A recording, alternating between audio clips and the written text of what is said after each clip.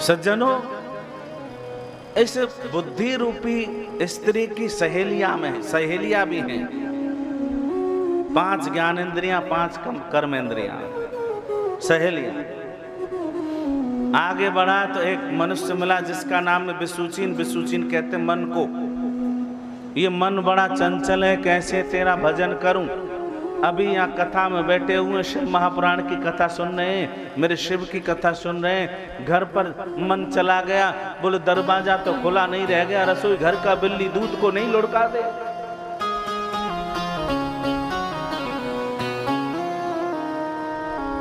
मन, अभी हम यहाँ कथा सुना रहे हैं, हमारा मन चला गया वृंदावन बांके बिहारी के मंदिर में, हमारा मन चला गया गोवर्धन गिरिराज जी की तलहटी में, हमारा मन चला गया बरसाने गहबर वन की परिक्रमा में, किशोरी जी के महल में, हैं? हमारा मन चला गया संतों के पास, क्योंकि ये मन है, मन बड़ा चंचल है। कैसे तेरा भजन करूं, जितना इसे समझाऊं उतना ही मचल जाए। मन, यही तो मन है। ये मन है। मन को समझाना बहुत कठिन है, बहुत कठिन।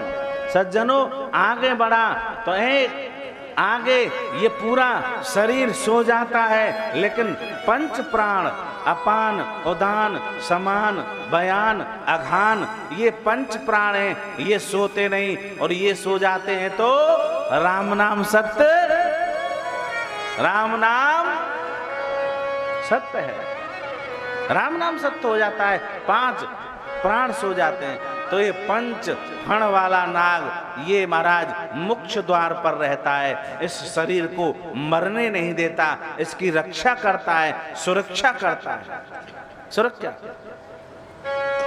इस नगर के सामने एक राजा रहता है जिसका नाम है चंडबेग, और चंडबेग कहते काल को।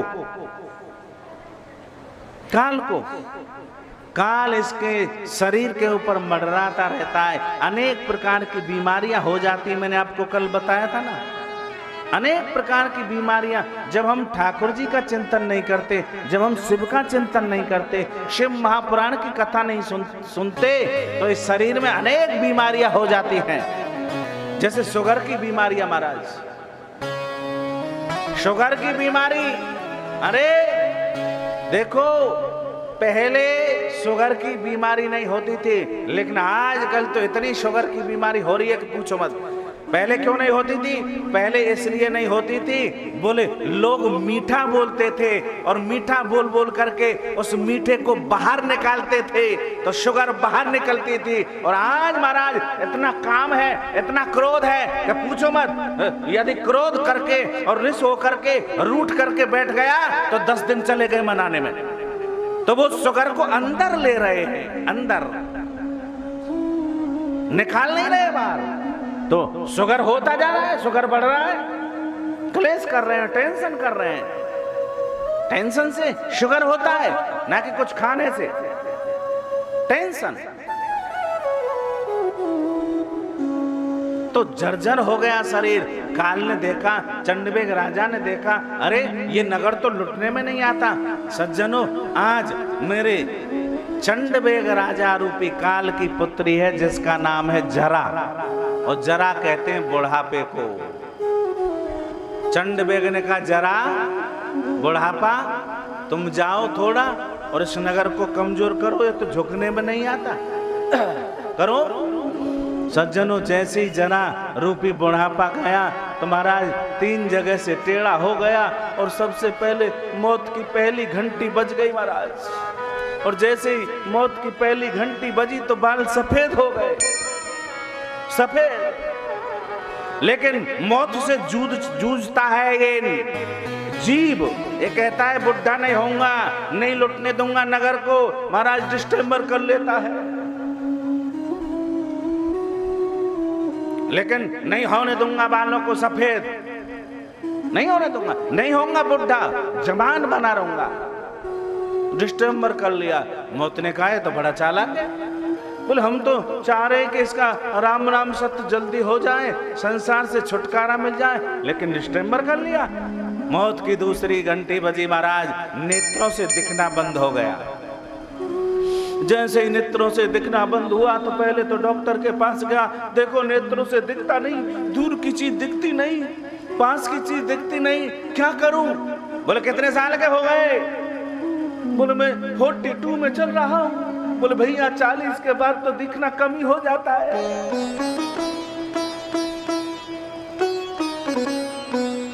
बोले अच्छा। महाराज नई चश्मा टेस्ट कराएगा, अब तो नई टेक्नोलॉजी आ गई, लेंस फिटिंग हो जाते हैं, लेंस फिटिंग करा लेता है, लेकिन नहीं होना चाहता है बुढ़ा, नहीं होना चाहता है बूढ़ा। बोले नहीं होने दूंगा। सज्जनों मौत देखती है, बताओ दूसरी घंटी बजी तभी भी नहीं समरा, अकड़ के चलता है मुर्दे की तरह, क्योंकि अकड़ तो मुर्दे की पहचान होती है और झुकना सच्चे और सत्य की पहचान होती है। झुकना अकड़ मुर्दे की तरह, अकड़ मुर्दे की पहचान होती है महाराज। मौत की तीसरी घंटी बजी, सज्जनों बत्ती सा निकल करके बाहर आ गए। मौत कहती है बड़ा बड़ा चना झोर गरम खाया था, अमरूदों के समय में बड़े बड़े टाइट अमरूद खाए थे, अब तो भैया दूध पीना सीख, तुझे दूध अच्छा लगता नहीं क्योंकि थैली का है, तो हलवा खा ले भैया, घी लिया। बोले महाराज घी भी यहाँ शुद्ध नहीं मिलता, गैया का लेते तो 2-2.5 हजार रुपए किलो मिलता है, वो खा नहीं सकते, और घी खा ले तो महाराज शरीर को पचता नहीं, अपच हो जाता है,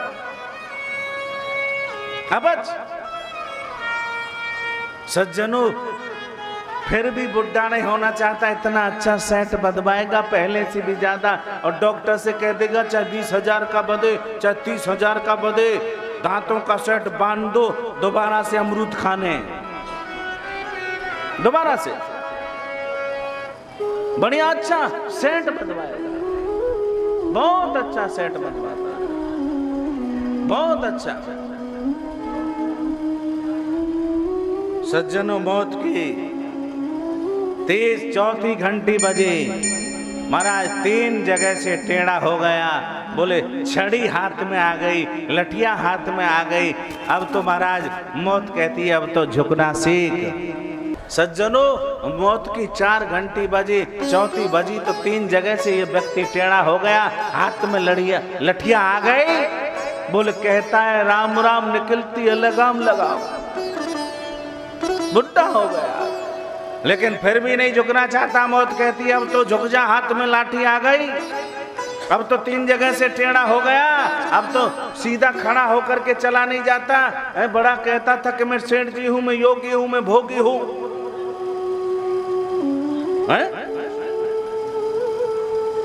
मौत कहती है, मौत सावधान करती है, अब तो झुकना सीख। बोल नहीं झुकूंगा।